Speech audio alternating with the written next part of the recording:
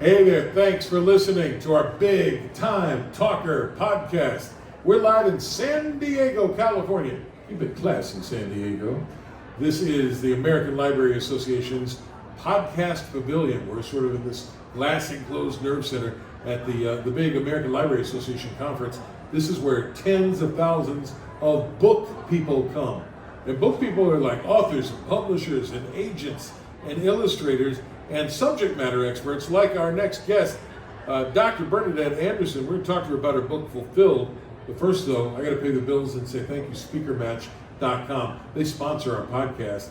They make it all possible. Speaker Match is a place where subject matter experts like Dr. Bernadette can go and find places to speak about their book.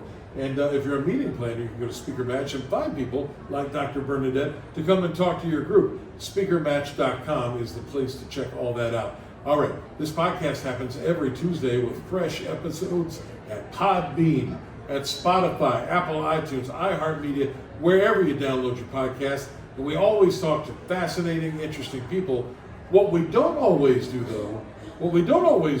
is talk to multi-award-winning authors who grew up in Saginaw, Michigan. And today, that's what we're doing with Dr. Bernadette Anderson, or if I may, Dr. Bernadette. Oh, I'm so glad to be here. Thank you for letting me talk for a little bit on this podcast. Thank you for talking to me. You've got a book called Fulfilled, and it has all these gold stickers on it, which means somebody's, digging your scene. Yes, I am so happy. I'm really proud of this book. Actually, when I was writing it, I had no idea that I would have such accomplishments, but it has been really resonating with people, and I am just excited about this book. Is this your first book? It is my first book as a solo author. I have co-authored other books. Is it as hard as they say it is to write a book? It's harder. Is it really? It is harder. I put that book in the drawer so many times, but had to keep pulling it out because it did have a message that I wanted to share. And what is that message then? So what I want people to understand is that, in order to really take care of yourself from a health perspective, that you have to nurture the mind, the body, and the spirit. And when you do that, then you can actually shift your life into the direction that you really want to live it. I like to think of this book as the place where science meets the soul. So you get written up in places like USA Today, Fatherly, Essence. You clearly know of what you speak, and now you put it into book form. So I guess the question would be to give me a couple of examples. What is it, 52 prescriptions from Dr. Bernadette? So give me an example. So a great example is the chapter on forgiveness. A lot of us don't understand when we're holding grudges, in our heart, that can also increase your blood pressure, increase your stress level. So for me, personally, when I learned how to let go of the things from the past, it allowed me to live in the present and to take care of myself now. So I want to stop there for just a second. We're not just throwing around platitudes when we call you Dr. Bernadette. You are a family physician. Yes, I am a family practice doctor in Columbus, Ohio. You're right in there. You grew up in Saginaw, you're in Columbus now, but you're right in there like every day helping people who have a whole variety of things happening. And what I hear you telling me, and I don't want to put words in your mouth, what I hear you telling me is what ails you physically often starts mentally. Absolutely. When I see people with high blood pressure and diabetes, I also want to delve into what's causing that. Not just the numbers that I see, but what is causing the high blood pressure? Is it stress? Is it not getting enough sleep? Is it not learning to accept the things that you can't change in your life? So there's a lot going on when I see that patient. And it's sometimes a little difficult to deal with that in that 15-minute office visit. And that's why I wrote this book. It is a guide, but it's also an action plan. So what you're telling me is that there's more to a guy with type 2 diabetes than one too many trips to Jack in the Box or Carl's Jr. There's something causing the trips to the drive-thru. Absolutely, because sometimes when we're going through the drive-thru, we're trying to deal with some of our emotions and our mental issues. Sometimes we go into the drive-thru because we're stressed out. And if we can resolve the stress and some of the things that are going on mentally and emotionally, then we can stop the trips and lower the blood sugar. I know that there's someone out there listening right now to this podcast who's going, yeah, Dr. Bernadette, this sounds great. But in real life, this is not happening. This is not achievable for me, for whatever my me thing is. And what say you to that person? Well, what I say is that your lifestyle is the most important prescription that you have. So think about it like this. Most patients will come to see a doctor a total of about 1 hour per year. So that's like 4 15-minute office visits. So you clearly don't expect that the physician is going to heal you in 1 hour per year. Right. What I want to do is empower you to take care of yourself. So yeah, it is tough, but we take it one step at a time as long as you're moving in the right direction. And you call these action plans in your prescriptions for healing, health, and happiness. How are some of those mental problems that show up as physical issues treatable if you don't see a mental health professional or you don't see a family doctor, a physician? How much of that can you really do on your own, or do you need to bring in the big guns? Well, I think first you do need to tap into a family medicine or primary care physician. That's really important. We all should have one that we're checking in at least once a year. So generally, most of the time when patients come to me, that's when I can help them get to the right healthcare provider, be it a psychologist or a psychiatrist or a therapist, to help them in the other aspects of their life. But it generally starts with seeing a primary care doctor. Who do you think should read this book? I think you should read this book if you are ready to take control and shift your life in the direction that you choose from a perspective of health, mental health, from living happier. So this book is for that person who's ready now to make a move. And then, I always say this book is like having me as your doctor on call. You just open the book and I'm right there with you. And I've also have used these prescriptions to heal my own life. So it's doctor tested by me and it works. You write for GoodRx. Yes. How cool is that you from Saginaw, Michigan, you're practicing medicine in Columbus, Ohio, but now you're nationwide. You've written a book, you're in GoodRx, you're in USA Today, all of these things. Do you ever just wake up in the morning and go, how did that happen? I do, because I can't believe it sometimes, but I'm just so happy to allow my voice to be heard on a national level, because I do feel like, people need someone who actually has experienced many of the things that they're going through and who actually has gone to school from a scientific perspective, can give them the wisdom they need to change their own life. I've got a really good family physician. I'm blessed with that. He's smart, he's intuitive, he's got a great bedside manner, and I learn from him every time I see him. So shout out to Jeff Long back in Fairfax, Virginia. I want to know from you though, Dr. Bernadette, what do you learn from your patients? Oh wow, I learn so much from my patients because I have conversations. What I try to do is actually treat the person first and the patient second. So I learn quite a bit. I try to listen attentively and then make it a conversation so that there's an exchange of information and not just me talking at them. Can you get it done in 15 minutes? It's hard, but I do. Well, my patients might argue that I take longer than 15 minutes. What's your favorite part of being a family physician? What do you like the most? People. I enjoy connecting with people and empowering them to make the change that they need to make. Taking care of people. I feel like I was born to be a healer. Is this something you wanted to do your whole life? No. No. I wanted to be an actress. Really? Tell me more. Yes, Dr. I wanted to Bernadette. be an actress, and I was all set for that. And my mom reminded me that, no, you're going to go ahead and be going to science. Perhaps you'll do something that will actually put food on the table. You have any other doctors in the family? No, I'm the first one. Most of my family are educators. So when you walked across, the stage, and you've got your I'm just blown away as to what your mom must have thought when she sees that diploma in your hand. My mom was so proud and so excited. I had like this group of fans at my graduation, and they were yelling and screaming.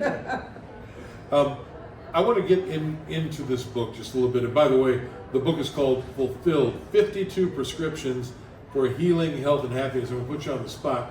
Give me one of the 52 that you think that our listeners might appreciate. So, setting boundaries.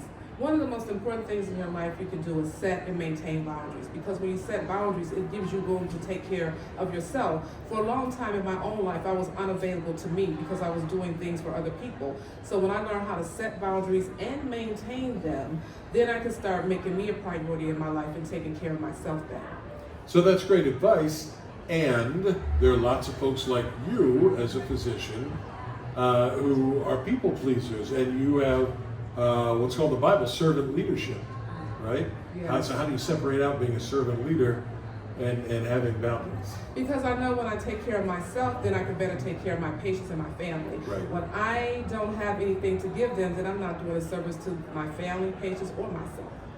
I asked you what your favorite part of being a doctor is. What's the worst part, the hardest part?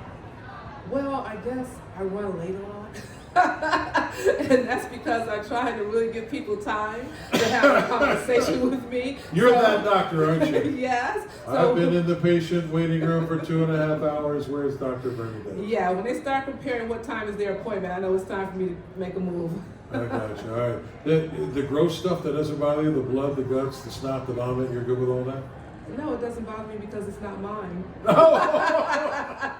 I love it. I love it. All right, it says on the back jacket, this book is your action plan to make your dream life the one you really live. And you said something interesting earlier in the conversation when I asked you who should read this book. You said, people that are really ready to make a move. Yes. Why is it you think that some people give it lip service or just can't get off go, to use a Monopoly analogy? Because it's really difficult and people don't know how. We always say these, key words, live your best life, you can do it, but the reality of it is how. So this book answers the how. And I know that if people would have an action plan or something that they could reference, I think people would do it. Is this book too academic? Is it too professorial? There are too many big Latin medical words people won't be able to understand it? Absolutely not. It is written in a very conversational tone because I want the reader to feel like I'm right there next to it. Do you have a goal on what you want to do with this book, where you want it to go? Well, right now I'm using the book to do speaking, to do some television. I just want to get out there and be visible so that people understand that there are doctors who understand where they are, and we want to meet them where they are. I think sometimes when we get so technical, you come into the office, we have on that white coat, it can be very intimidating. So I want to get outside the office and be in front of the audience so that they can feel that I'm approachable. Is it challenging in a post-COVID world when you do these video visits and where people are a little more reluctant to come in and maybe it's more technology and less one-on-one? You know what? I was very hesitant in the beginning to do the televisits. I was like, oh, how am I going to take care of my patients if I'm not there touching them and talking to them? But actually, what I've learned during this COVID, post-COVID, is that you can do a whole lot on doing television. Some of my patients absolutely love it. They get to have a visit with me without changing their work schedule. And there are some people who don't. And so I, in my office, have times when I do only televisits, and then I have times when I do in person. So we're talking to Dr. Bernadette Anderson, who insists that I call her Dr. Bernadette. So I'm trying to be respectful, so I will do that, Dr. Bernadette. In 2024, medicine is a whole lot different than when I was a kid, when you were a kid. There is all of this technology. There's an awful lot of pushback sometimes against the medical establishment and the business of medicine. You're in there in the trenches every day. What say you to the people that say this is so screwed up and there's no way to understand it all and to unwind it? Medicine is tough, but it's tough for the patient and the physicians and the other health providers, who practicing medicine. So what I say is that we are looking and searching for ways to change it, but in the meantime, we have a broken system that we know needs fixing. And so we all hands on deck, we're trying, but have trust and faith in your doctor. Find someone who you can trust and speak to, because the doctor's office should be a safe space for you to discuss what's going on with you. And you do doctoring in Columbus, Ohio. Are you in an office? Are you in a hospital? Where are you? I am in a private practice. I'm in an office. And the nurses that work in your office, your assistants that you have, tell me about them. I have the absolute best staff, and I'm not just saying that because I'm on a podcast. I think you are, Bernadette. I think you are just saying it because they're listening to you right now, and you don't want them to come after you and not get your charts done. Oh my gosh, I could not do my job without my staff. That support is what I need so that I can spend the time I need with my patients. Nurses are the unsung heroes of America, I think. Absolutely. Hey, thanks for being here today. Thank you for having me. Good luck with the book. It's called Fulfilled. I want to give you the last 30 seconds. Tell folks why they should pick this book up. You should pick this book up because it will help you shift your life in the direction that you really deserve to live. It will give you the tools, the action plan, and you can just roll your sleeves up, and I'm right there with you to do the work. Dr. Bernadette Anderson is the author of Fulfilled 52 Prescriptions for Healing, Health, and Happiness.